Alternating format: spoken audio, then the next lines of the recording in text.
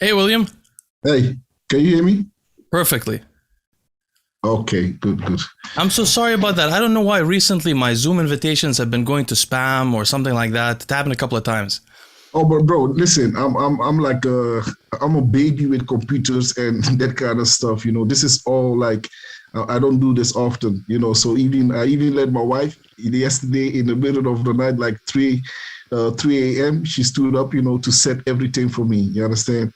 Yeah. I So I have the same problem. I'm actually technologically, I don't know what I'm doing at all. My wife helps me all the time also. yeah, yeah. Same problem. The problem is she's asleep right now because we have a new baby, so she's taking care. Oh, congratulations, man. Well, Yeah, thank you so much, William. yeah. Well, I got to tell you, William, I'm so honored that you came on the show. Really, I'm so excited to speak to you. And I want to tell the audience ahead of time, obviously everyone knows that you're one of the... Actually, yeah, yeah. You can hear me like that? Yes, I can hear you like Yeah. that. Yeah. Yeah, those things don't help so much, actually. Yeah, a friend advised me, a friend of mine, he advised me to buy this whole, stuff with those, the speaker and all the stuff, for Q&As and that kind of stuff. Well, you got to because you've got the new YouTube channel. So that's the first thing I want to tell the audience. William has a new YouTube channel. I'm Yeah, going to yeah. link it on the video Thank description you. and also in the background so people can go subscribe to it. Thank you. But before anything else, I just wanted to introduce my goal for the interview because everybody knows that you're one of the greatest bodybuilders probably who ever lived. But more than that, no, it's Yeah, not. It's true, really. But thank you. one of the things that surprised me, William, I didn't know so much about you, and I recently heard an interview from Dennis James, and afterwards I listened to all the interviews I can find of you, and I realized you have a story of reformation, redemption, Yeah, overcoming struggles that speaks to my experience, and also I think a lot of people can get some kind of inspiration from it. So. yeah. I was hoping maybe I could get because in each interview there's a part of your life, but we don't have a whole timeline. So I thought maybe we can get Yeah, some more of a broad, an idea of your background. yeah, yeah. So starting with one thing, I couldn't figure out how many siblings do you have? You have a few siblings? From my mom's side, we are with three. So I got a brother, I got a little brother. Okay, little brother, he's 30 years old.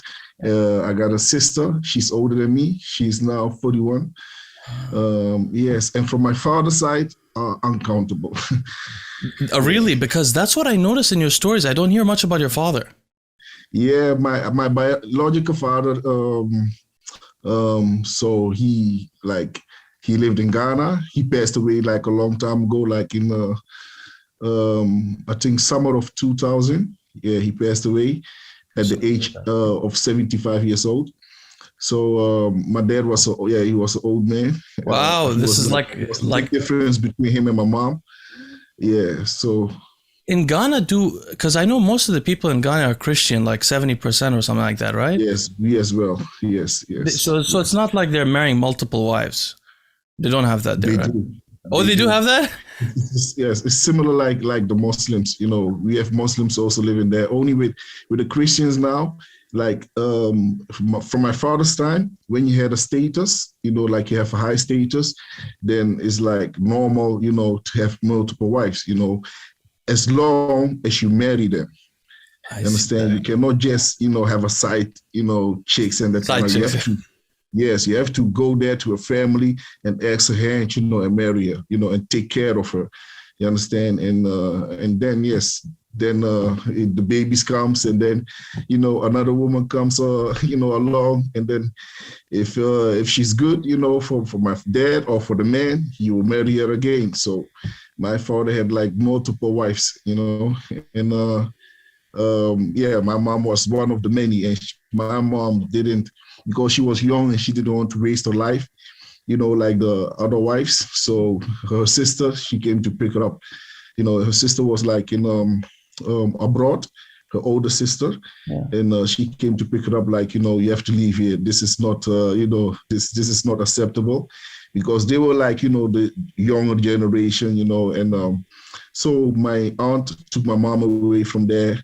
I went to live with my grandparents, and my mom went to Europe. Yeah. Right after So you were she, born, right? Soon after? yes, yes, yes, yes, Interesting. yes. This Yeah. reminds me actually, because my father's from Dubai. It reminds me of the Arabic culture. There's a lot of old men that have like 50 kids or something like that Yeah. from many wives. That's similar with us. Similar Similar with us. culture. Yeah, yeah, So, yeah. so I know that you don't remember so much of those first 5 years you were in Ghana without your mother. It was, you were very young, but you went back later. But I want to ask Yes. you about. I want to skip past Ghana for a second and ask you about how it was when you were 5 or 6 when you went to Holland. You know, I learned something interesting Yeah. about Holland. It seems like 80% of the people are like Caucasian, but there's many immigrant groups, right? From Curacao, from different Yes. areas. Yes. Yes. But that time when I came to Holland, it was not much, you know. So when I came like in '87 with my sister, so we came over in '87, and first we went to Switzerland. Oh, You know, we went to yes, because nobody could afford a direct flight, you know, so you have to, you know, go to this place and then that place, you know, to save some cost.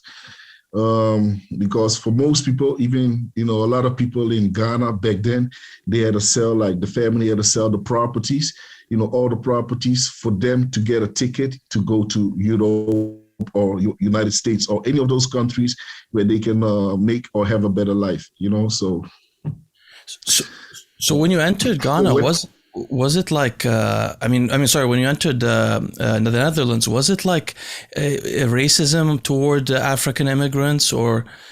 they were like, even when we step out of the plane the first time, so I think in Switzerland, I was looking at the white people because I never saw white people before, you know. So I was looking at them like, wow, you know, they look different than us. And, you know, we were black, you know, I was, you know, small, and my hair, you know, was like, you know, like they never saw. I think they saw people like that, but at that time it was not common to see, for them to see black people as well. I think because a lot of people were staring at us, you know, and I was staring back like that, like, you know, like I'm seeing an alien or something, you know. So yeah, with the long nose, you know, and all the stuff, blue eyes. I'm like, look, they have blue eyes. You understand? And so it was all new to me, and by the time we got to Holland, it was like in the winter time, you know, it was like cold as well. And a few months later, it started snowing, you know, and that was the first time I saw snow before, me and my sister, you know. So yeah, those experiences, you know, they've always stick in my mind, and it was this strange, you know, it's beautiful to see. And once we got to school, you know, then the racism started. You know, they had some kids, you know, because especially when we have here like a celebration day that's called Sinterklaas and Zwarte Piet. You know, that's like Sinterklaas is like, he's like a saint, you know, like a good saint who's giving present to kids. You understand? If you are a bad kid, you don't get a present. If you are a good kid, you get a present. Oh, And if that's you are Santa a bad Claus, kid, right? In English, that's Santa no, Claus.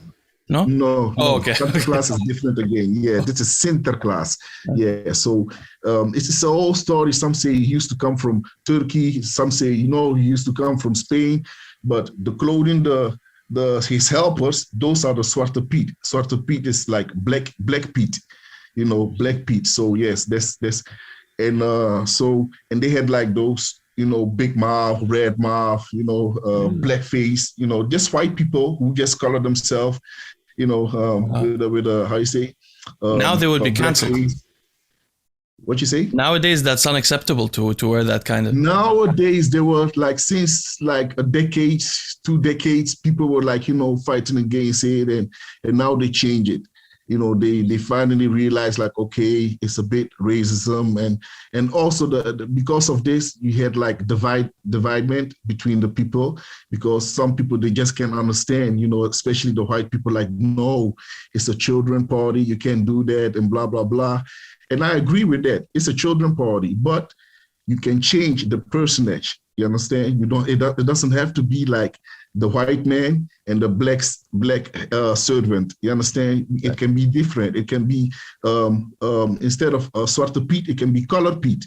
It can be purple. You have a blue one. You have a yellow one. That's much better. You understand? So that's what I agree on. So because when I was a small boy, that's what I wanted to say at school in the beginning. So each time those party came, the kids were teasing us. You understand? When I have an issue like with a white boy, the first thing he will say, because you know he got nothing else to say, is like, "You monkey, go back to your country." You know, Zwarte Piet. You know, and those kind of slang they used to throw at us. You understand? So as a kid, it hurts. You understand? So yeah. Now, what kind of area did you live in when you guys first settled? We went to Zuidoost, Amsterdam Zuidoost.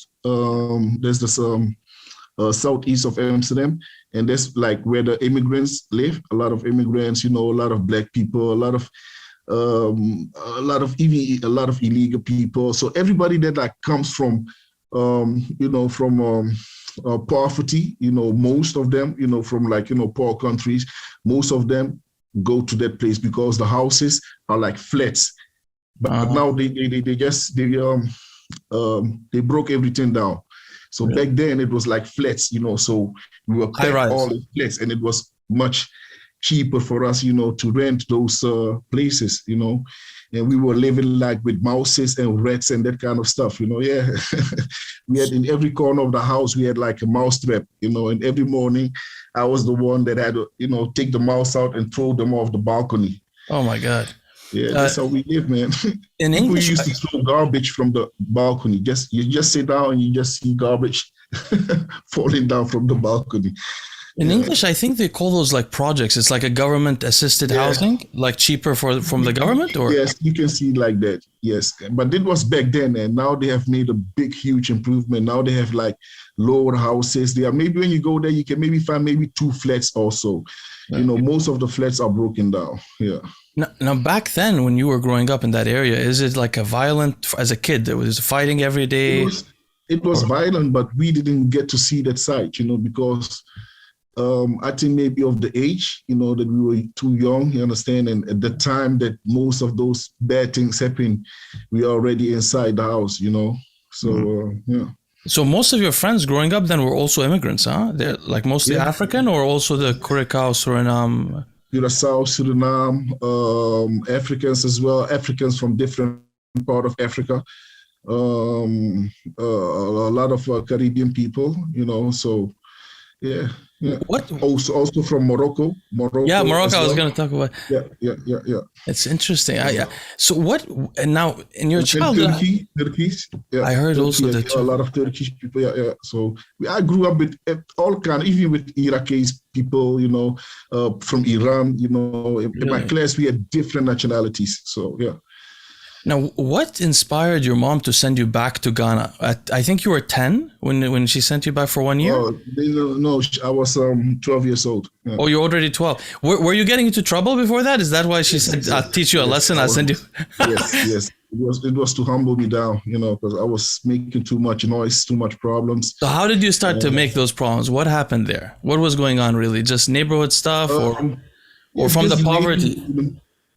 It's not like the poverty, like I said, I was so young at that moment, I didn't think about, I had no worries, we had it, it's not that we had it good. My mom did everything to make sure that, we got what we needed, you understand? Of course, you will sometimes see other kids with Nikes and that kind of stuff, and you want them as well, but, I'm not stupid, I know what's affordable and what not, and what I need and what I do not need, what's necessary and what's not necessary. So I didn't make a big buzz out of that, and I understood my mom, everything my mom gave at us that time, was what she could give us, So it was more like I had to protect myself, because it was like a violent neighborhood, So, a lot of immigrants together from different places, sometimes can cause problems, we always we would hang up at the corner of the street, always finding something stupid to do, to make money. And yes, and when they make money,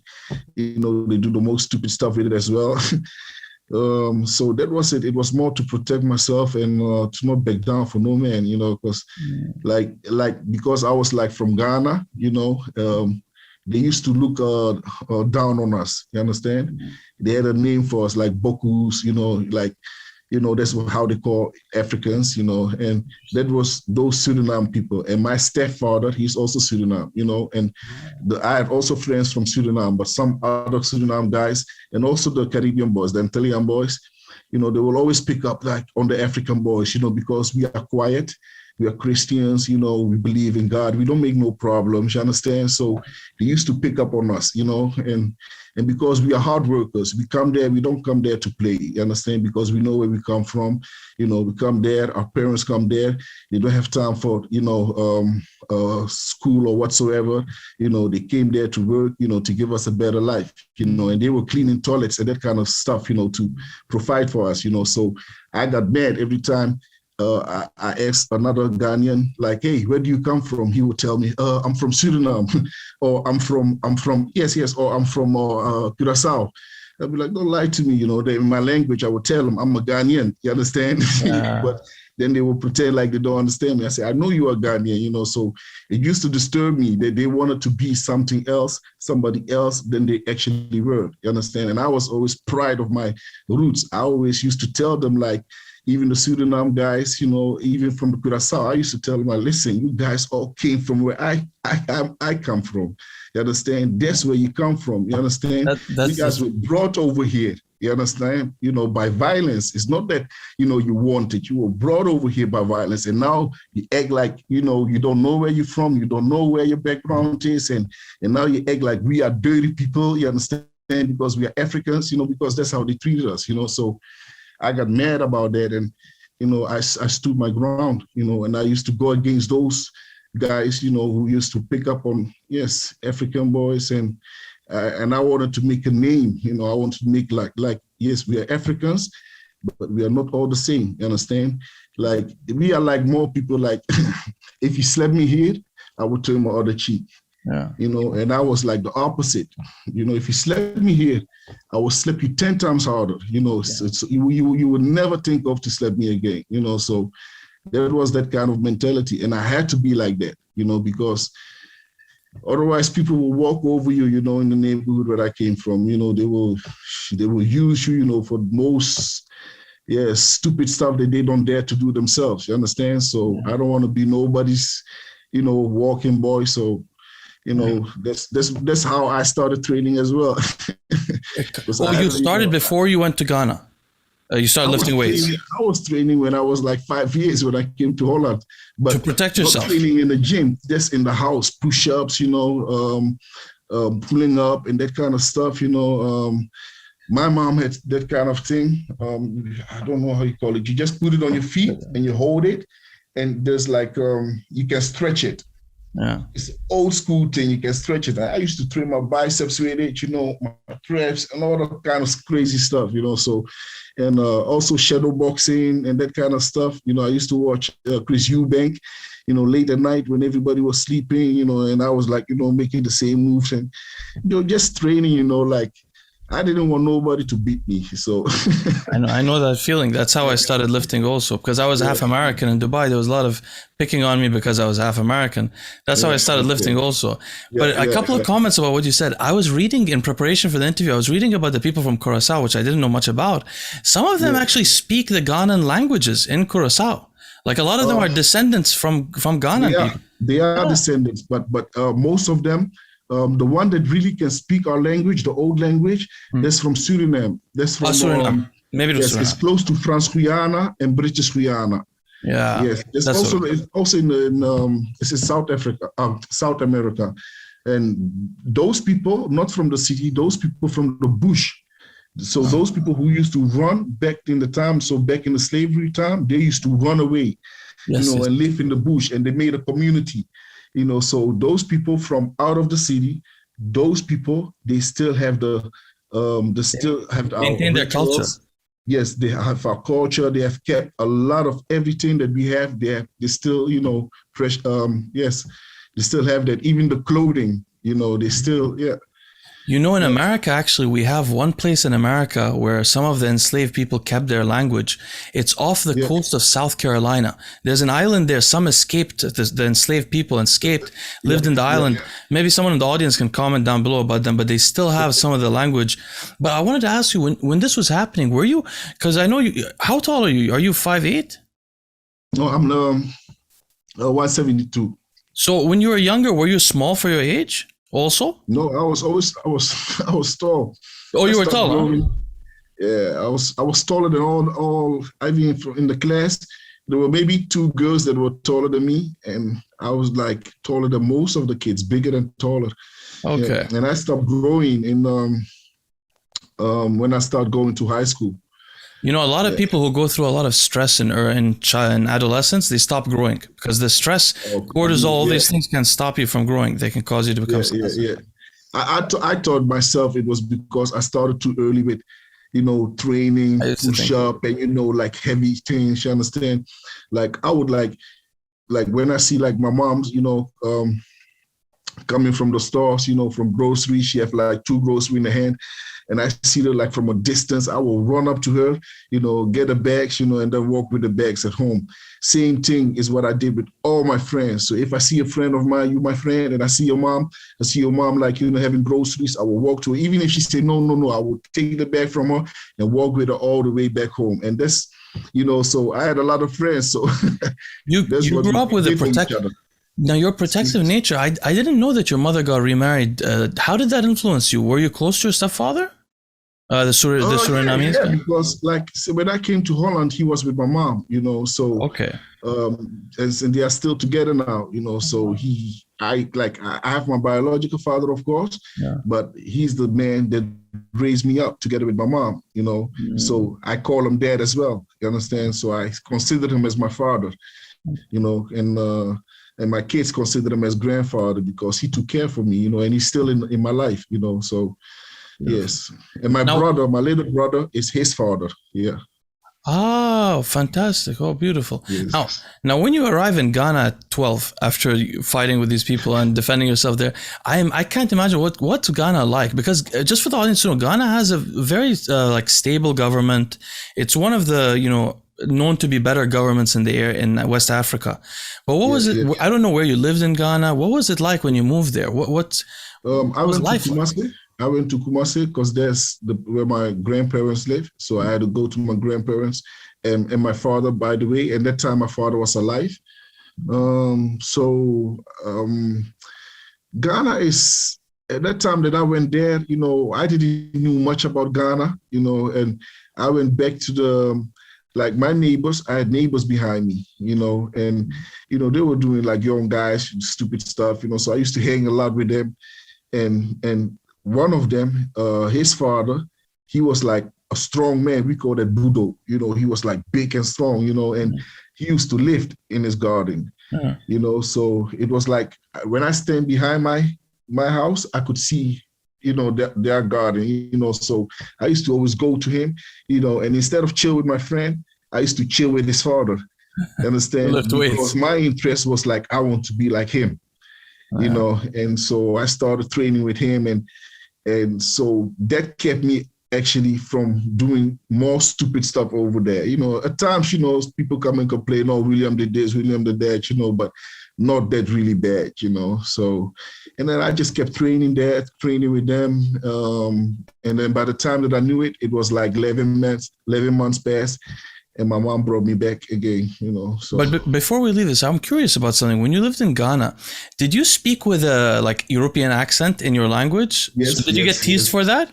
I even got yes as well. Yes. I know that feeling.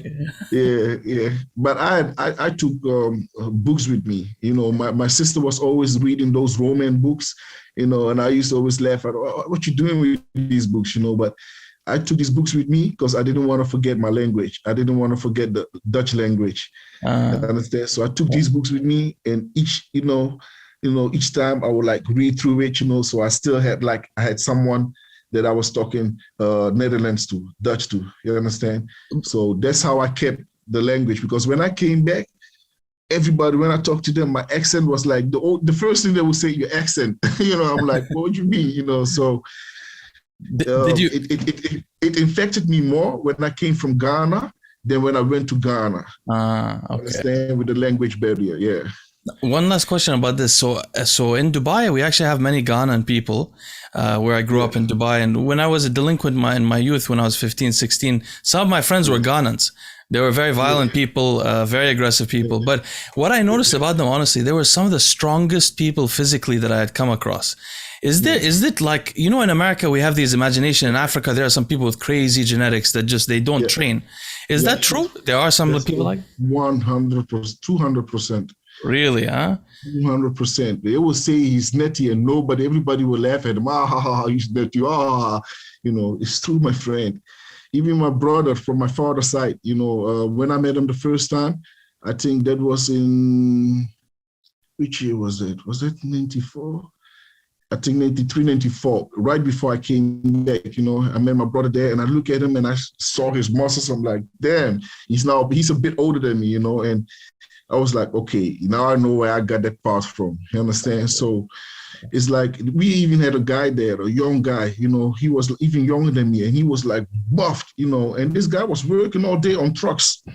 Wow. Yes, lifting, you know, those crates of how you call alcohol. Yeah. You know, they bring crates of alcohol. It's like big crates, blue crates, you know, that was lifted in a truck, you know, and then they go on. You know, that's what he did for job. He was buffed, you know. So a lot of these guys, we are not tall, that tall, you understand, but we are built, you know, and a lot of strength, you know, and it's like, if you go in Africa and these guys, you understand, they do the same thing what we do in Europe and America, you will have monsters over there.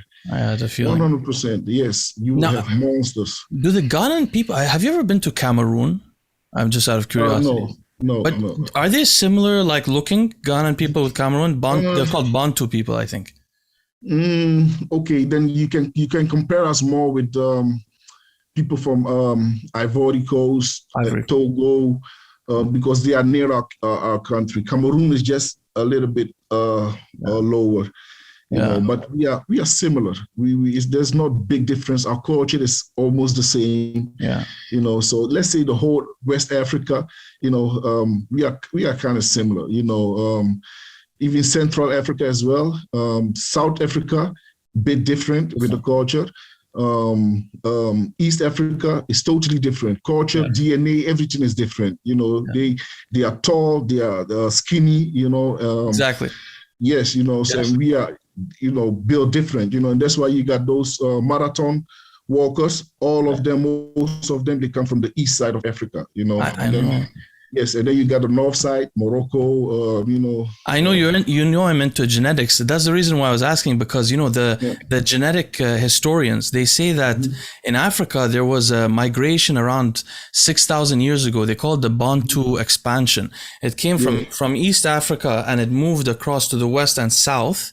And it basically, the Bantus, supposedly, like the Bantus are Nigerians, Cameroonians, they supposedly were so capable at warfare that they basically killed a lot of the remaining people. You know, some people, they call them like pygmies, Nubians, the pygmies, like lighter skinned people, small. Yes, that's from Sudan. Those people are actually, and the Sudan Nubians, one of the first people of the earth. You know, those people made those pyramids. True. Understand, which they make in Egypt as well. Yeah. True. Yeah, actually, for the audience, you know, some people are interested that there's a haplogroup from the male side called A and B. The A and B are some of the original people that distinguish from Adam, and those are like Nubians and the pygmies and stuff. Whereas the Bantus are from E. I'm actually also from E, by the way. Actually, if you look at my father's ancestry, it should be from Cameroon. It's very confusing, because they expanded all over the world. When I check, we are also like I think 40% Nigerians. Yeah. You know, so you have to see it like that, because I'm from a tribe, Akan. I've heard of that. Akan tribe, yes. There's like the Akan tribe, we use it for the whole West Africa. But in Ghana, it's Ashanti. I read about that. Kingdom. Yes, but we have Akan. You have also Ashantis in other countries, you understand? So as one, we are Akan, you know, and if we look back, so I have like Ivory Coast. Yeah. Nigerian. So I have all these countries that's around me. You did your DNA? What you say? You did a DNA test? My niece did it. Oh yeah, but your niece did it. See, when a lady does it, you can't get because she only has XX chromosome. She doesn't have Y. Yeah. So if you ever do one, I used to research for this. I was actually the manager of the E haplogroup from Family Tree DNA. I used to do research there for African ancestry. If you're ever curious, you do 23andMe or Family Tree DNA. With us, it's logic. With us, it's logic. We can't be far away from, like Ghana. a lot of people in Ghana, they're not from Ghana. They are mixed people from the countries around Ghana. Yeah. You understand? It's settled in Ghana. It's like what I said, like we have the Akan tribe. The Akan tribe is a big tribe in all these countries there in West Africa, you know, but when you come in one country, they have a different name. Yeah. You understand? Yeah, it's but a language one tribe, you know, and so that's how we move, you know. I think back in the past we moved, you know, to different countries, you know, but we still, you know, through our tribes, we could recognize each other like, okay, you know, he's also like, he's from the Akan, you know, but they have a different name, you know, in their country. Yeah. Now, did your mom's goal to teach you a lesson when you went to for 11 months there? Did it work, or how did you come back when you came back to Netherlands? What was your mentality? Well, I was worse. That's what I was thinking. I'm curious. Yeah, I was revengeful. Yes, I was revengeful. I was like, okay, you know, you want to punish me, and also like the lifestyle in Ghana was different. You know, was way much harder than in Holland. Of course, I got humbled, you know, but I was there. You got a mentality like, no nonsense. You understand? Like we don't take no nonsense, you know, like you get stopped immediately or get slapped immediately when you know, make a foolish move, you know. So I came back with that mentality, you know, and that made it worse for me because after 2 weeks at school, I got kicked off school again, you know. Yeah. Already 2 weeks it took you.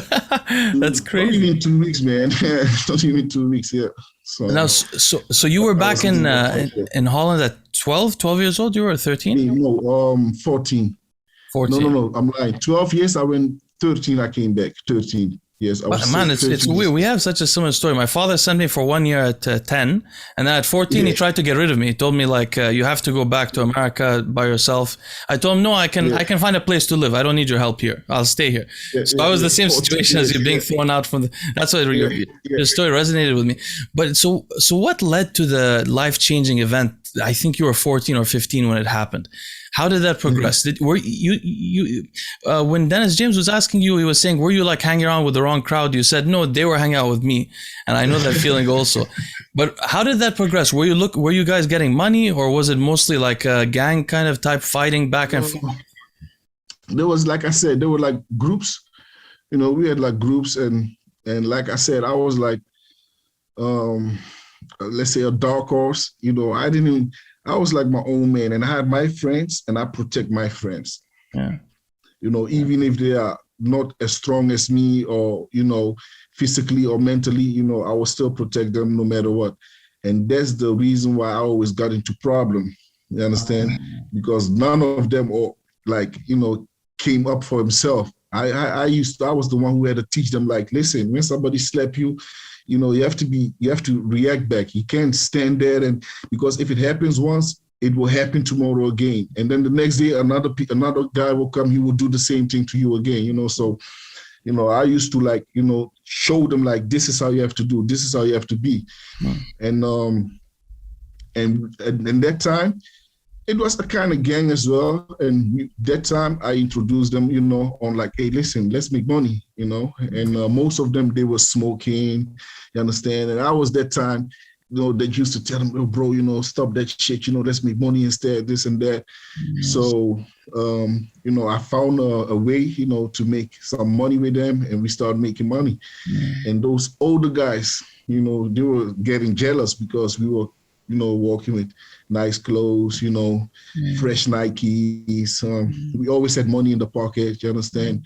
And they just couldn't understand that boys 14 years old, you understand, were making, you know, we're doing better than them, because they were standing at the corner like 24/7, you know? And they were like, some of them were like 5 years older, 10 years older. And there was like one guy, you know, he was like, playing the balls, you know. He came also from Southeast, where I was raised up, and he used to like play the balls, but I was not with them, and he used to. So I had like a friend of mine had like issue with a friend of him, you know, and that was also a friend of mine. So I went to solve the problem, and they were like standing like with more than 10 guys, and I came there, I picked up the guy that I needed, and I started like beat him up. And so he came to interfere, and he was like 10 years older than us, you know. And he came to interfere, and And I started fighting him as well. And he saw that he couldn't fight me, that he couldn't beat me, and that I wasn't scared of him, and that I was fighting back because he was used to that. He slapped you and you don't do nothing, you look at him like that. And I wasn't made for that shit, So I was fighting him back, and he saw like he was losing it. So he pulled a gun on me. It was like, how do you call that? The guy who pulled the gun on you was 10 years older than you? I didn't know that. No. That was not that guy. A different one. Okay. I got guns pulled on me more than 10 times, brother. Why didn't you have a gun? Why? You didn't have one yourself? No, man. For what? Oh, that's hectic. They keep pulling them on you. That's dangerous. Yeah, man. Wait, I interrupted your story. So you're saying he pulled the gun on you? Yeah, so he put a gun on me, but it was like those, special guns, like a pen pistol. It's just one bullet, you switch it open, put the bullet in, and it was like, and I saw him shaking as well. So I took advantage of the situation. I was like, okay, you the boss, I'm going to embarrass you of all your friends, let everybody see what kind of bitch you are. So I went to stand in front of his face and I put my head on the thing and I said, you got one shot, make the best out of it. And I saw him shaking, even more, you understand? Yeah. And then one of the guys, he was starting to talk to him in his language, in his Caribbean, because he was an Antillean guy. He was talking with him in his language, but I understood him, you understand? And he always told him like, bro, better leave this because this guy is not going to back down, and then, he looked at him, he turned around, and then, he blah, blah, blah, blah, some insulting, and then he walk away. And I look at him, I told him, like, you think you finished now? We are not finished yet. So I just, turned around, took my bicycle, because I always drove my little bicycle, took my bicycle, drove home, and I went to get because my stepdad was in prison, and we had like a sword like this, to cut, like machete. Yes, machete. Yeah. So, and my sister heard about the situation what just happened about 10 minutes before, and she's like she could read my mind. she quickly went home before me, and locked all the doors from before she had, yeah, my sister was the one who had, who had to look over me and my brother, so she locked all the doors, from my parents, and I couldn't get in, so I was so angry, and I just went to the kitchen and picked up the biggest knife that I could find, and I just went back on my bicycle, went back to the corner, and nobody was there. The guy was gone, everybody was gone, and then I went to drive in the neighborhood, looking for the first guy, because, I was like, when you do something, don't pull a gun on me, but shoot, do what you have to do, but don't pull a gun on me, so. And I found it even funny, because it was like, a pen pistol. So you can't do much with that, Man, you had a heart of a lion though at that age, honestly. Most kids, I mean, even tough kids, that 10 years older, pulls a gun. Yeah. You had a heart of a lion, right? Can I comment on this? Wait, briefly, I want to say one thing for the audience. So people who've never been in this situation before, in this kind of situation, if somebody attacks you and you don't retaliate 10 times more or 5 times more, they start to pick on you. So in this kind of life, you always have to retaliate overwhelmingly, So it's not to say that you are looking for violence, but if somebody does something to you and you don't respond, you become a bitch. Everybody will come and take your shit. And exactly. I wasn't even looking for trouble, I was like, when trouble comes, I will handle it, but I wasn't even looking for trouble. But this guy, he was looking for me.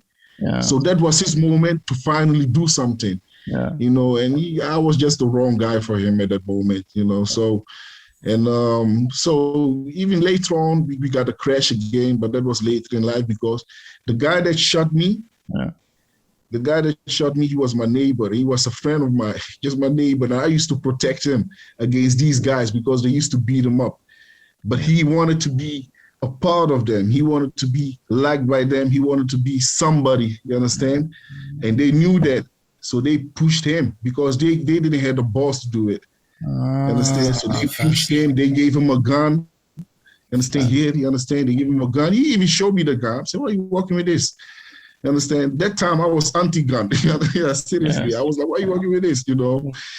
And so that's how it kind of happens. So they kind of manipulate him, and he just wanted to be a part of the group. And that's what I said to him, this is your chance now. Do what you have to do. You understand? So I could have stopped him if I wanted it, because we were like on a fighting distance. Yeah. Like I could have just dissed and I would have hit him, so I just let him do his thing. And he betrayed you. He was your friend originally, huh? I used to buy how you call that, patat and that kind of stuff for him, because they were all broke. You understand? I used to take care for them. Yeah. Yeah, and that's another thing I hear whenever I hear your story is you seem to always want to protect the weak. You stand up for the underdog. That's me. I was the bully of the bullies. Yeah. So if you bully someone that's like weak, or not weak, but he can't stand up against you, but you still pick up on him. I can't stand that. Yeah, that was my thing also. I hate the people prey on the weak, because I was weak myself when I was a kid. So nobody. Me too. Yeah, and then my grandfather made me like this. Exactly, that's a beautiful thing. Hey, can I ask you off topic a little bit about something? I've always wondered. Many people don't know. Maybe they're listening to this in the Netherlands. They have some of the biggest organized crime groups in Europe. Like in the Netherlands, for example, biggest exporter of ecstasy in Europe. Yes. When I used to live in London, all the marijuana I got was from Amsterdam. Also, they're shipping it from there. So. So there's actually apparently there are even white Dutch criminals. They call them, I think, something like that. Penosa. Yeah. That's the old one, huh? Yeah, that's the old groups. The Penosa don't exist no more. They are there, there are some of them, still survive, living an easy, quiet life, but now it's the young guys, they are making now it's the Moroccans, Turkish, Curaçao, Suriname, those ones, huh? Curaçao, Antillean, Suriname, everyone, all those, immigrants that those people, they put in the projects, in those flats, because, that was the only thing they could afford, and at that time, most white people don't want to live next to them, so they built their own community, and you can't get into it, you understand? And that's why when this is the country's own fault. It's the country's own fault. And now that's why they break all the buildings, and now they made it low flats, and people can buy houses now there. So now you have mixed. You have white people, you have Chinese people, you have black people, you have everything. And that's how it's supposed to be. Because if you get like one group, different group, from countries with poverty, you're gonna create monsters out of that. Because one of them will say, hey, shit, I'm tired of this. You understand? I don't want to be like this. I don't want to sit in this. I don't want to starve. I don't want my mom to starve. And, and they will take actions. And no matter who they gotta, kill, or, you understand, they will do anything what they have to do to get food on the table for the family. Yeah. That's actually would have done. That's true. That's actually the origin of the word ghetto. Ghetto used to be in Germany. They used to put the Jews to live by themselves. And they call that place ghetto. That's where it comes from originally. It was always putting people by themselves, the immigrant or whatever. Of course, that makes sense. Now, I know you've told the story of you getting shot on Dennis James' show, so I don't want to make you repeat all of it. But after you got shot, how did you get arrested and sent to the juvenile detention center? Was it because of the shooting? The shooting was like, the shooting made me even more mental. There was stuff after that. No, because before that, I was not paranoid, I was like, I was like a no nonsense guy, you understand? And then after that happened, I was like, everybody's against me. You know the album from Tupac, Me Against the World? Yeah, very well. Yeah. That came out around that time as well, before the time and around the time I started listening to those music as well, and that's how I felt at that moment, like also Me Against the World. You understand? Yeah, trading war stories and all those kind of beautiful songs. I was like getting paranoid because I knew like this guy didn't do it alone, because bro, they fucking planned it well. The way they did it, they fucking planned it well. You understand? So if I died, he would have got away with it for maybe 6 months in prison, and that's it. Really? After 6 months, he came out. Wow. Is that because he's juvenile? No, he was 17 years old. He was almost 18 years old. That's not a juvenile. I was 15 years old when I did what I did.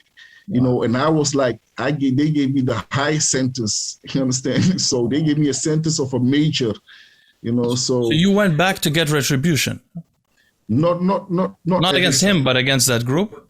not even against the group, against everybody that threatened me. Oh wow, you went on a revenge spree. It's like, because like if like I heard some, you know, I had like situation with the guy with the who shot me 3 days before.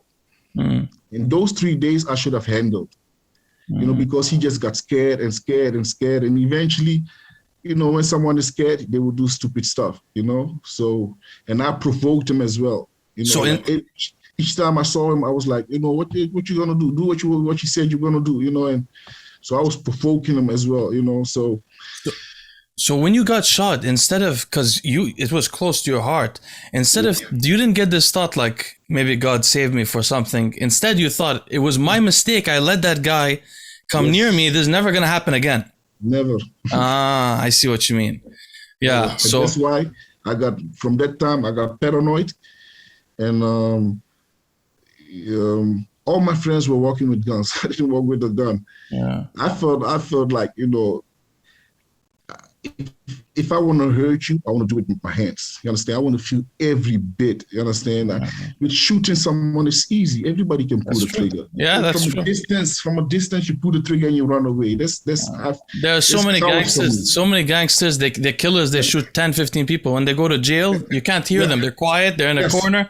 They won't fight. Yeah, of course I know, man. That's what I mean. And that's what I used to do with I used to get those guys too. Biggest dealers from the street who everybody was scared of. Everybody, oh, William, don't fuck with him. This guy's crazy. He's walking with a gun, blah, blah. He shot him and he shot him.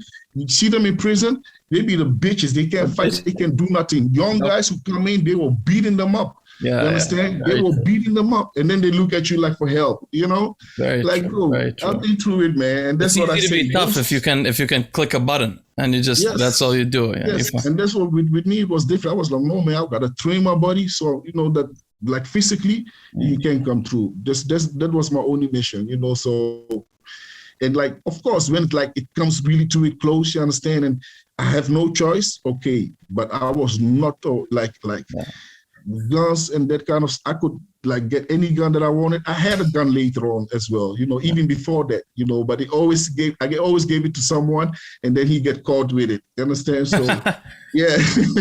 Now tell me something. In America, we think that like Northern Europe, we have this impression that Northern European countries have like cushy jails. It's very easy to, I mean, like we're thinking of Sweden, you know, those kind of jails, like you murder, you go for 5 years. It's like a hotel stay. And no, I'm going to be honest with you. To compare the prisons with the United States and the prison here, if you put, let's say a Dutch guy, you know, like a Dutch criminal, if you put him in the U.S., in the States, in the prison in the United States, and he know the prison from Holland, he will beg you to bring him back to his country. Oh, it's much better. To sit out his time over there.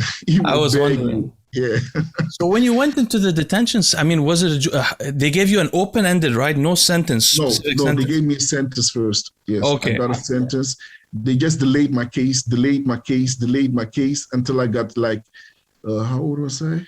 15, 15, until I got 16. Oh. So they delayed my case for a year. Oh shit! Until I got 16, and when I got 16, they gave me like meervoudig kamer. That is like multiple. You get like judged by multiple judges. That's like from 16 years old, you get judged like you are grown up. So they delayed it so you can get judged like that, huh? So they could give me the maximum punishment. Yeah. How many years did they give you there? They call it it's a pijmaatregel. It's like jeugd-TB, as we say, and that's like unlimited. That means you are property of the state. So there is no how many years. If you don't behave, if we don't see no changes in your progress, you understand? Every 2 years you get evaluated. They're gonna evaluate your case, see how you did, see if there's any changes, occur. If not, they give you another 2 years. So the people the people that work with you, those people that work with you, they will make a report every month, send it, to the team leader. And then after like 2 years, they will make like a big report. They will send that to the judge, Wow. and they will decide like, okay, we don't think you are ready for the society yet, so you get another 2 years. You know? Now that can influence a guy a couple of ways. So if you had like a year only, you could say, hey, I get through this year, I don't want to screw up my life. But if you get this open-ended sentence, sometimes it can affect someone psychologically. Because you know why they do that? Because they do that because those people who get it, they are mentally not okay. You understand? So they are dangerous for the society. So the only way for them to get out, if you give them a prison sentence, it won't help. So they will get a prison sentence, you know, and then in the meantime that they are serving, because my prison sentence, by the time that they gave me this sentence, I already was there like for more than 14 months, you know. So then already, so at that part, you know, I was already done with that part. So I had to go to like a place where they could help me, you know, to rehabilitate, you understand? So they were like raise me again like a baby, you know, all the way from the beginning. Yes. But it's impossible to do that unless you have the will inside you want to change. What made you want to change that? Because I saw friends of mine. I was fighting the first year. I was fighting with everybody that picked up on me. Because I didn't care anymore. I was like, I'm here anyway. So, you know, the first stupid thing you say, I was like, yeah, I'll fuck you up. So just for the audience to know, like when you go into these kind of places, you're around a lot of people that are similar to you, and in that place there's even more bullying, there's more that, and if you let something go, you know, they'll take food every day. They, you know, I even was working in the gym. Yes, when I came there, the first thing I did was a solicitation for the gym. You know, and because I was like, you know, built, they were like, okay, like after a month, you know, I got the job, you know, and I get like two guilders 50 a day, 2 guilder 50. That's like now it's like maybe €1 something, €1.20 or so, you know. But it wasn't for the money. It was because I could work out. Yeah. Understand? With weights? They had weights there? Yeah, of course. Great. Gym. It's a complete gym. We could do kickboxing over there as well. So it was my meaning. I just go there, clean a little bit, you know, clean up the weights, you understand? And then I could train myself, you know, and I'm there the whole day. I'm out of my cell, you understand? So that's what I did, you know. And then that was the one that I had to serve my sentence, my normal sentence. So after that, I went to like a clinic. It's a prison. It's totally closed. You will start close, and then you will stay there until they see you are ready for it. And then you go, like after maybe 6-7 months, you go to the next step. You will go to like half open. Half open will be like once in a month, they will take you out to the village. They just look and see if you're going to run away, if you're going to, your behavior, how you're going to act, how you're going to react to people, because you haven't seen a lot of crowded people for a long time, you know. So everything they do with you is test. If they play chess with you, it's a test.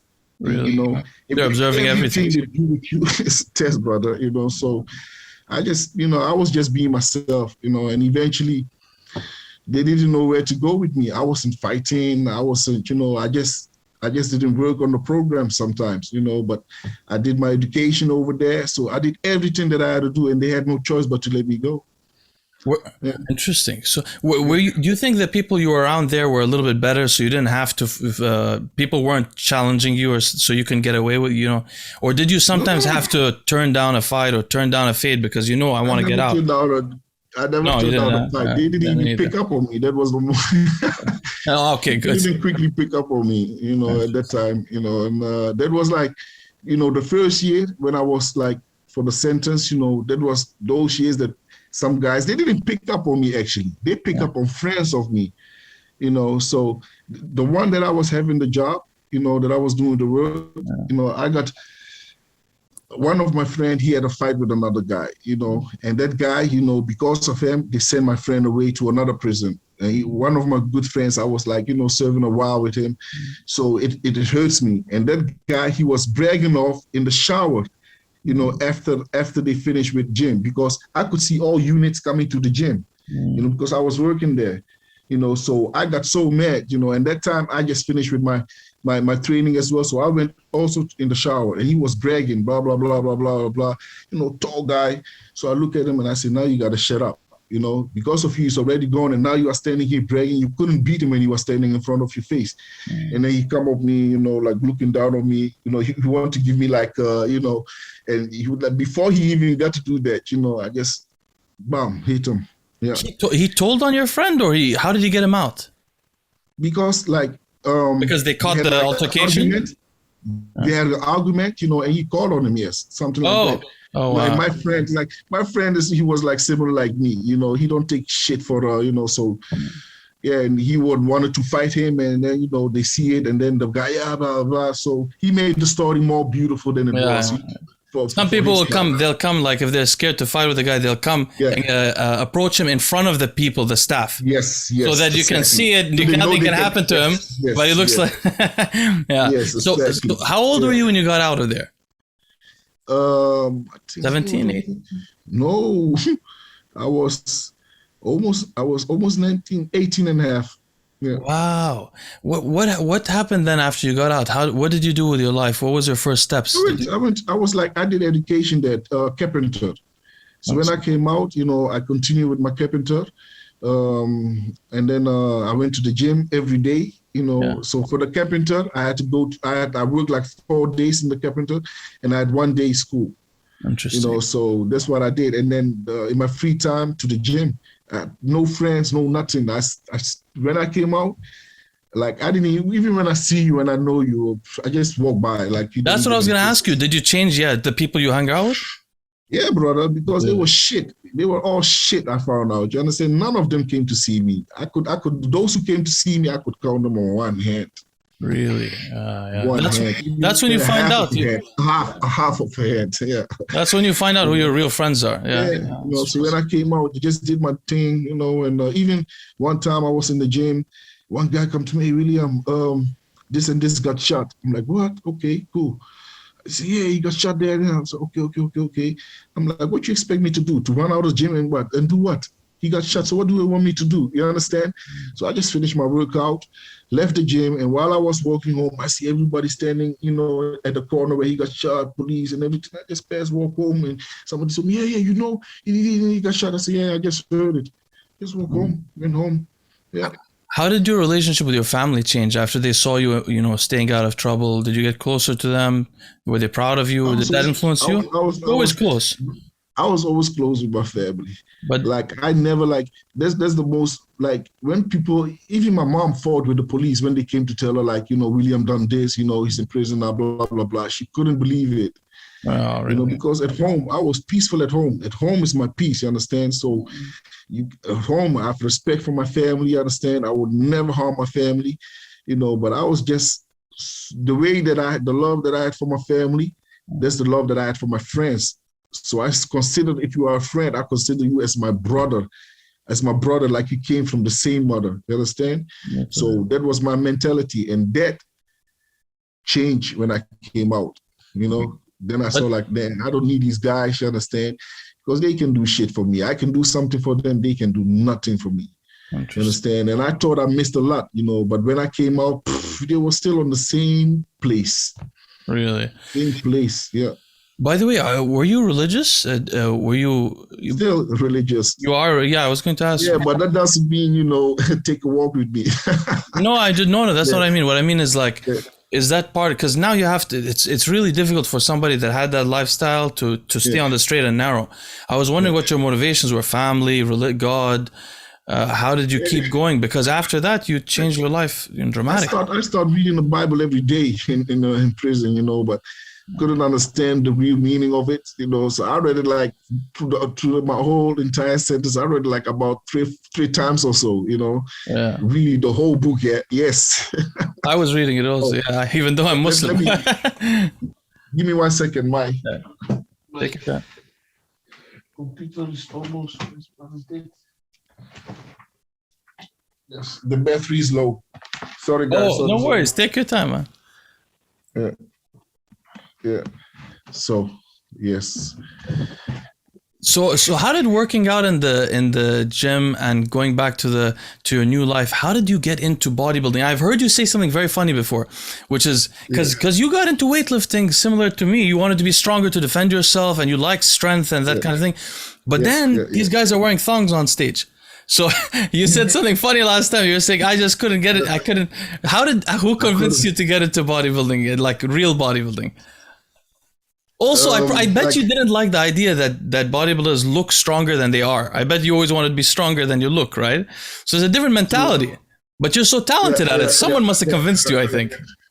Yeah, this like, you know, I wouldn't name names, you know, but when I like a lot of people, like when I was in jail, there was one guy, Andre, and he used to push me, you know.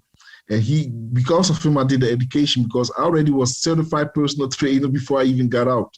Oh, really? You know, so he helped me with the education inside as well. I did multiple educations inside because I didn't want to waste my time inside, you know. So, and he pushed me, you know. And recently, I have contact with him, you know, and I'm really happy about that. He's just retired now from there. Wow. You know, so and I'm on a good path. I'm not a criminal, so we can have contact. You know, otherwise it would be difficult. Yeah. So, and he's the one that really pushed me. But the day that I went to bodybuilding show 2007, and I saw the guys, and I was like, I want to compete like that. You know, but I didn't know, you know, about. I saw the strength. That was the only thing that was like bothering me. You know, and then later on, when I started working with my coach, you know, and he was always like, you have to, you know, to show your glutes, you know, and I felt so uncomfortable. And then backstage, he would try to put my, you know, my pants, you know, from the behind, he would try to put it a little bit inside so people could see my glutes. But I got the glutes like this, like a cow. You can't miss my glutes. You understand? So I'm like, why you want to put that thing all the way in my ass? You understand? So exactly. I always felt uncomfortable, you know, and I was like, this is not me. You understand? Just, you know, that feeling, yeah, this is not me, you know. So wait. On this topic, I heard that the Dutch Grand Prix in 2006 affected you. Was that the one that inspired you a little bit? Because I heard a couple of things. I heard the Dutch Grand Prix 2006. I wasn't even into bodybuilding. Oh, you weren't? I got into bodybuilding in 2007. In 2007, I went to a bodybuilding show, and then in 2008, I did my first bodybuilding show, amateur, and I won it. And that was natural, right? Yes. I did natural all the way till Arnold Classic 2011. Yeah, and I remember you mentioning when you saw Dexter win in 2008, it affected you also. How so? Definitely, because I didn't believe, like, I didn't even want to, you know, put the effort to be like, you know, Jay Cutler or Ronnie Coleman. I knew like I wouldn't even get close to them, you know. So I was like, why bother myself, you know, to do this and spend a lot of money, you know, a lot of other stuff, you understand? So like, no way, you know. So when Dexter won, I was like, okay, he's quite short. He's quite, you know, he's not a mass monster, you know, he's aesthetically pleasant, you know. So I was like, okay, this I can achieve. I can get close to this, you understand? So he gave me more like, hey, it's possible. And also when I read his story, you know, like how long he was competing, you understand, year by year, you know, each time getting better, you understand. He kept going on and then won the Olympia. So that motivated me even more, you know, and I was like, okay, his physique, I consider more like something that I could achieve. Yeah, and you've sort of used that approach also. You've been taking it slow and steady, you know, in terms of... Yeah, because, you know, I don't want to, like, you know, better safe than sorry, man, you know, so everything I do, you know, I'm just careful, yeah. Did you start with a coach? You mentioned a coach you had already in 2008, right? Or 2009? Yes, in 2008, that was Khalid, was a friend of mine. Khalid al-Musinawi? Yes, Khalid. Yes, I heard about him. Yeah. He was the one. Yes, he's the one. If not for Khalid, you would have never known me. We wouldn't even be talking right now. Yeah. Really? Yes. He's the one who really pushed me into bodybuilding. Fascinating. Yeah. Even when I wanted to quit. He's Dutch? Tired of it, man. He's Dutch. Yes, he's originally from Iraq. From Iraq. He's a Dutch. nationality. Yes, He lives, I think, in Kuwait, in Oxygen Gym now, no? he used to live in Kuwait, not anymore. He's back in Holland. Yeah. Oh, back in. And wait, what are these gyms? There's a Spartacus and Sports and Fitness Gym. Did you train at those gyms? Yes, but they don't. Spartacus don't exist anymore. Sport and Fitness still does, but I don't train there anymore. I train at a cardio fitness base right now. Okay. It's closer to me. Plus, they got just better equipment. You can see I've been doing my research. I'm trying. Yeah, good one. Yeah, the atmosphere there is just great. So now one thing I'm curious about. So, you came up in the with the rise of like similar time frame as Rolly and Rami. I imagine you were invited to Oxygen. I'm just curious. You were, right? Listen, to start with it. Yeah. Before Ruli time, I was even good with these guys. Before Ruli even came there, you understand? Oh, yeah? Because Khalid was there, and Khalid asked me before Ruli even went there if I wanted to come to Kuwait, and I was like, bro. At that time, I was renting a room from a woman, with other people who were renting a room as well, So we were living with 4 people in one house, and I was broke as hell, and I was like, bro, no, man, even if they give me money, I don't want to, I'm good here, you understand? And because it's like, I'm careful, with certain stuff, and I just like, I think that's the main reason, right? You don't want to push that. I thought so. No, so I was like, I will come there to visit you, to train in the gym, no problem, support you, but not me, and then, Ruli was okay with it, so okay. Yeah. And, me and the Oxygen team, like me and Badar, Abdullah, all these guys there, we were cool with each other. We were really cool, and through circumstances, people, that I was trying to advise, you understand, turn my stories, you understand, around, and you understand, because they were scared that I would take the place in. I didn't even want to go there, so I don't want nobody's place. But people were so scared because I was so close with them that I wanted to take their place. No, so, I don't know what kind of stories they were telling, and, that's how we got to a kind of fight, Oh, really? Yeah. Yeah, we had up and down with on social media, also with the shows, with the camera crew and this and that. So it was a little bit rivalry. Yeah, and then but now everything is sorted out. Like early in the year, last year, I talked with Badar as well. I talk with Abdullah every day. So all is good, man. I don't know Abdullah, but I talked to Ahmed Askar sometimes. Yeah, Ahmed. This is from the same team. Yeah. Now, so you started working with Neil in. Before anything else, we should mention in 2013 you had a very difficult time. I wanted to mention that also because your life didn't just go up; it went through struggles also. Yes. You were living at some point in 2013 in your car. Yes. That was right before I rented place at that woman's house. So see, and then I got an opportunity to come there to get money. Even I was like, wow, yeah. Man. Yeah. You have discipline, and you put your values stay no matter what. You didn't want to harm your body. No, it has to. I can't do something stupid, and then, because I have a son. That time I had a son as well, so if I had no kids in my life, maybe things would have been different. Maybe I would have been Mr. Olympia a long time ago, but I have responsibility. I can't, close my eyes, and just be blind and do shit and then regret it 20 years later, or, I can't even regret it because I'm not there anymore. You understand? So, yes, there's certain stuff like driving a car, these stuffs I don't take for joke, always serious, won't never see me playing on my phone while driving, so yeah, I'm serious about certain things. Yeah. Can I ask you something? When you were very depressed in 2013, when you were in your car, you told a very touching story in one interview, you were feeling like except for your son, there was no reason to live for you. And your son kept you there living. I'm just curious because for me, I went through a difficult period in my 20s. I started drinking, stupid idea. I didn't know that I can become alcoholic. So I became an alcoholic. You never fell into that substances, drugs or alcohol Thank God. I smoked like, marijuana, hashish, Yeah. but like hard drugs, I never touch it. We got God. everything here, ecstasy pill, speed. I never touched those stuff. Never did. Wow. Yeah, never even tried it, So the only thing that my bad habit is smoking. That's my only bad habit. It's not so bad. That one doesn't. Nobody ever beat their wife because they smoke marijuana. Okay, nobody ever. No, that's true. You know what I mean? It might make you a bit slow, a little less ambitious, but that's all. It's pretty, That's true. Yeah. So how did you meet Neil Hill? He saw you at a competition and came up to you? Yes, he came up to me like 20 times. I'm kidding. He came up to me like a few times.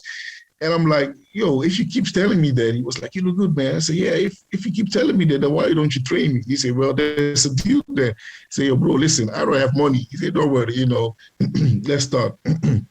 So we started working. That was around 2013. But like I said, I was, I just got a room, just got a job, but then, was living in my car before. So I didn't have money for those stuff. Supplement this, steak, salmon. I was like, man, I'm even lucky if I can buy chicken breast, So I was like, after a few months, I was like, bro, I can't continue this, So I stopped and I just went to prep myself, just on a simple way, like with normal food that I could afford. And I prepped myself for 18 months. And then I went to do a show in Prague and I placed fifth, I think behind Branch Warren and and I think, Evans and Taponi and some other guys. And he saw me there and, he came to me, Wiliam, we need to work together. And I told him, like, I work with Khalid, so I need to check with Khalid, He said, yes, even if we can, make a team, the three of us. He said, let me talk with Khalid first. So I discussed with Khalid and Khalid was like, bro, are you crazy?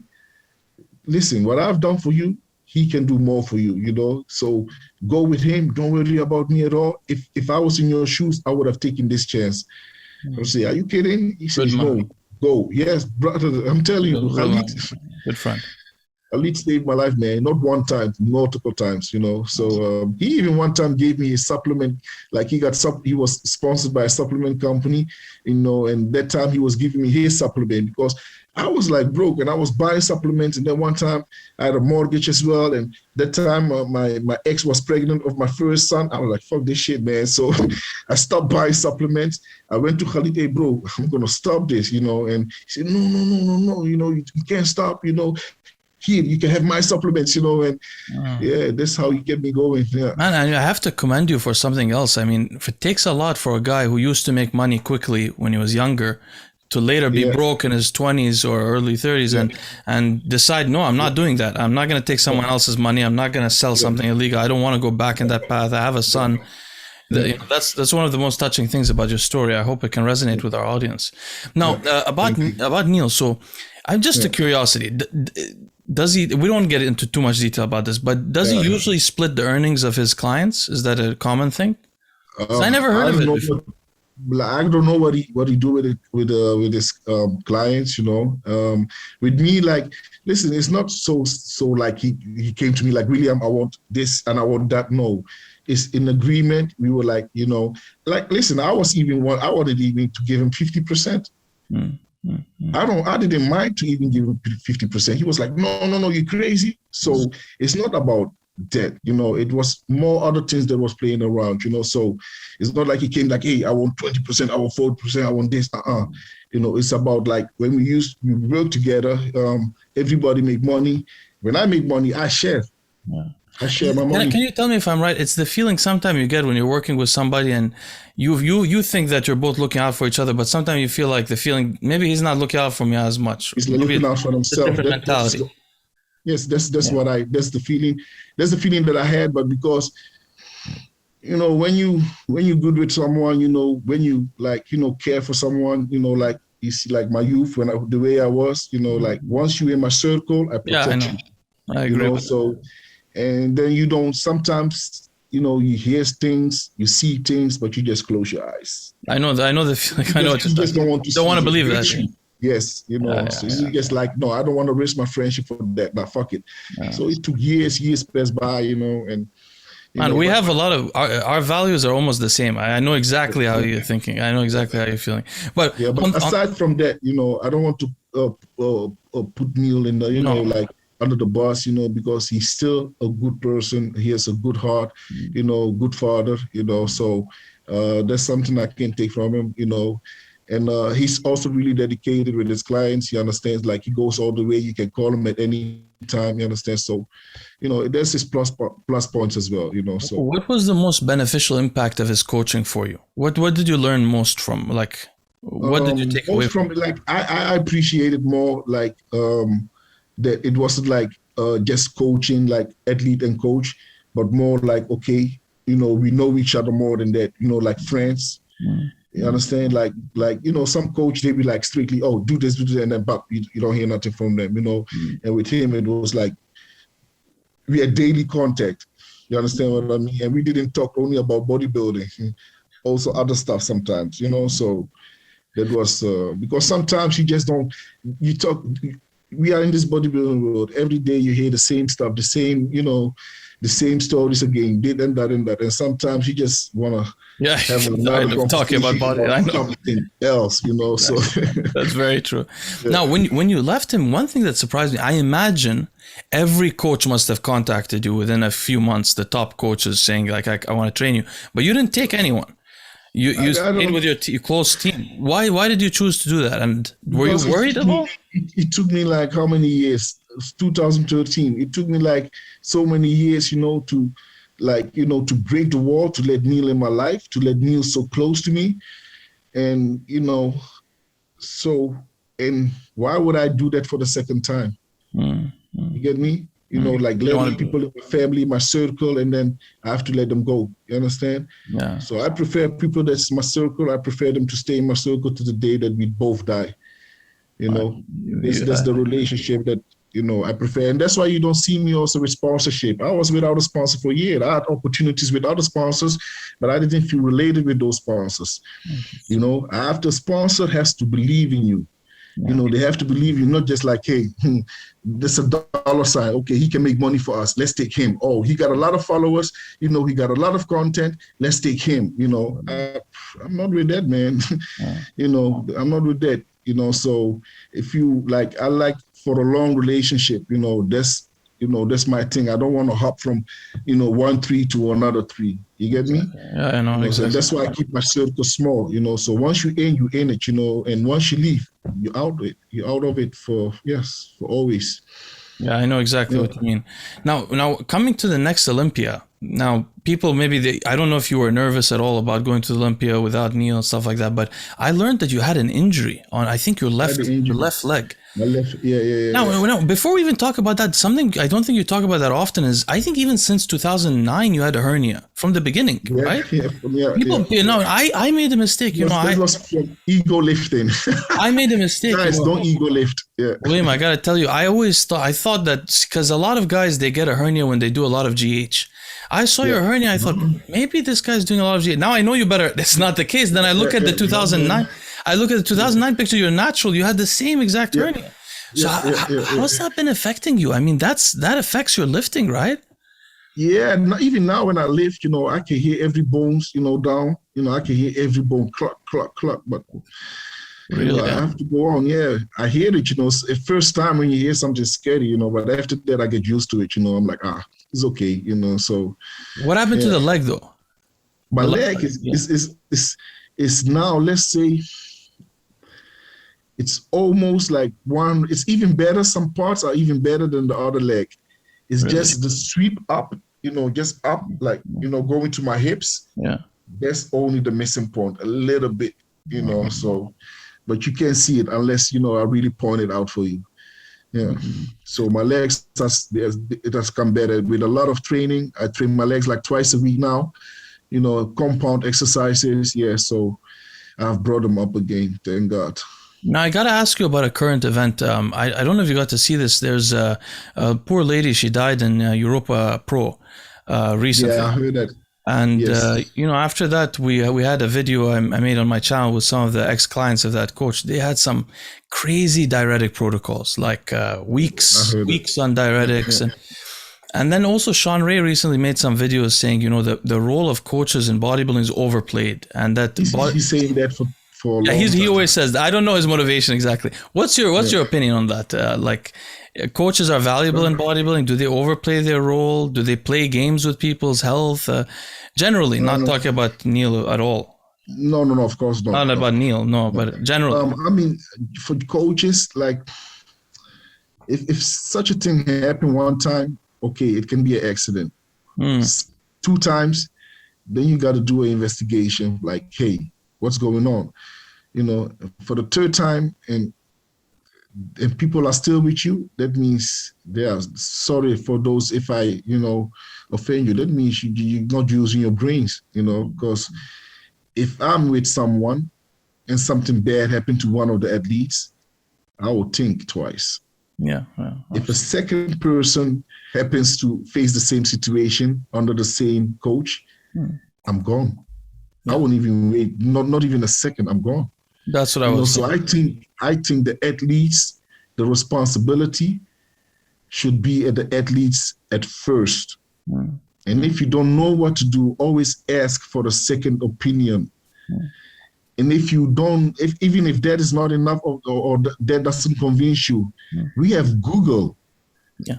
You can Google up everything nowadays. You can find everything that you want to know, you can find out. That's true. That's true. So I think the first thing is the athletes we should check, and the coaches should take the responsibility. And if they make such cases like this, they should be held responsible, and they should be for the trial for that.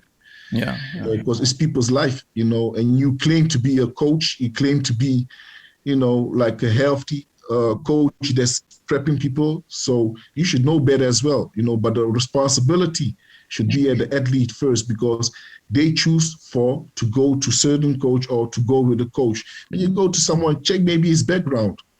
That's true. When my coach, even when I was tight with Neil, when you tell me, William, I want you to do this, I want you to do that, I said, okay, no problem. First thing I will do is Google it up.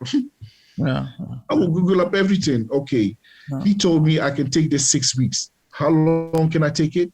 If it says I can take it 4 weeks, you think I'm going to take it for 6 weeks? Interesting. No. So. Very helpful. Look, I know I took a lot of your time. I'm just a couple more questions last, okay? One, I would be remiss if I... Pick the kids up, yeah. Oh, yeah, okay. So we got 5-10 minutes, yeah. Okay, yeah, real quick. The Luimarco thing, I can't not mention this. It was a very entertaining... So I don't know what happened. I'm just curious. So what I want to ask you is this. As a former violent person and a former violent person talking to each other, for me, the only way I cannot get in fights with people is if I have a policy. I have no violence. So I would never approach somebody that angered me. If I saw him, I'll walk away because I don't know what I might do. What were you doing there? Okay, I know Louis, the way he responded was like a bitch. When you walked away from him, he started calling you. But what if he responded to you first? What if he did something? Then you would get in a fight and you would go back in that old style. What did you think about that? That doesn't sound like at that moment, that's like... at that moment, I was caught up in the moment, and because there was a lot of things that happened before that, through messages, DMs, and I even blocked him for that. And he was the cause with me and the whole situation with Badar. He was that person who was like, throwing oil on fire, yes, instigating shit, So, and then, he was playing double side. And I can't stand that, So I blocked him immediately. I'm like, listen, I'm not a talker. And that's what I told him. I'm not a talker, So I blocked him. So when I saw him there in Dubai, so I went to him. I'm like, okay. So, and he was like, hey, Wiliam, like a bitch, like, come and shake my hand. I'm like, seriously? That's big mouth on, in my DM and did. And now you come to shake my hand. And then he saw his people coming, some security. Then he acted much different. Yes. And his friend just took up the camera, filming, making the situation worse than it is. Yeah. Because when I talk, I always talk, with energy. When I talk, every single word is with energy. And when I'm mad, what you saw there, I wasn't mad. It was not me being mad, brother. When I'm mad, I can't even talk no more.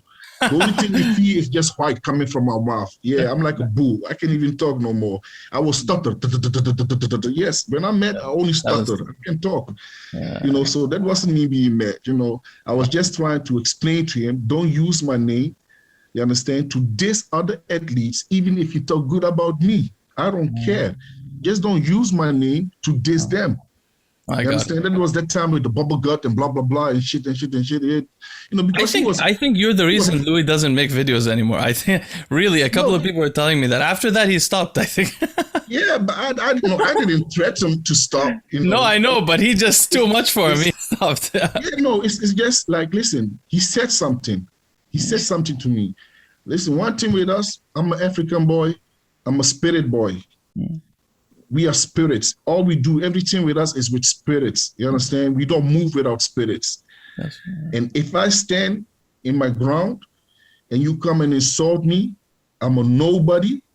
While I'm from like, I don't. Yeah, he said that to you at the end. Yeah, ridiculous. Yeah, I don't even. But when you say that to me, and I know my worth, I know where I come from, I don't even have to say nothing. The spirits that walk with me will do the job for me. So that's why I was laughing when you told me, like, what did you scared that you will go back to? No, the spirit will do the job. You control yourself. You were able to control yourself, huh? Even if something. Listen, if I need to do something, like, I will do it. And then there is spirit that will hold me back if it's right. If I'm like, okay, bro, you're wrong, my spirit will hold me back. Interesting. If I'm in my right, like I'm 100%, you know, in my right, and you know, like you do me something or you hit me or whatsoever, they will release hell on you. You know, so that's with us or with me. Let me say that, like, I'm a spirit boy. Everything I do is spiritual. You know, so when you insult me at that moment, I've cursed you a long time ago. As soon as you say I'm a nobody, that moment, those words that you said will catch up to you before you even leave the building. It seems to have happened. That's what happened with Louis. Yeah, it seems to have happened exactly. Yeah. Okay, brother, I'm really conscious of your time. I can't thank you enough for coming on the show. You're going to see your kids, right? I'm going to pick them up from daycare. Yeah, I just want to mention you have 2 sons and a daughter, and you got married recently as well. Are you married or fiancé? We are still engaged. Still engaged. Well, yeah, Corona doesn't allow us to marry yet. Congratulations, that's a beautiful thing. Okay, so I'll include a link to your YouTube. I really want people to visit it, and you and I will chat privately. I'm so happy to talk to you, William. It was really my honor. All right, brother. I won't take more of your time. Bye bye.